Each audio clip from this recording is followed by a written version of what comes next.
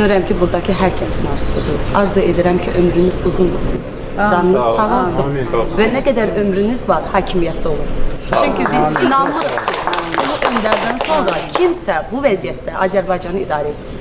Daim var olun, daim hakimiyyət olun. Çox sağ olun. Bax, belə yaltaqların kökü nə vaxt kəsiləcək, ha?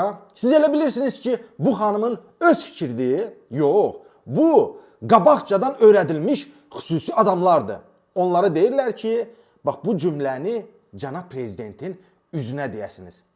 Ki, ay İlham Əliyev, səni ömürlük görmək istəyirik. Bax, beləcə İlham Əliyev bu vətəndaşlara dörtəgirənliyi öyrədir.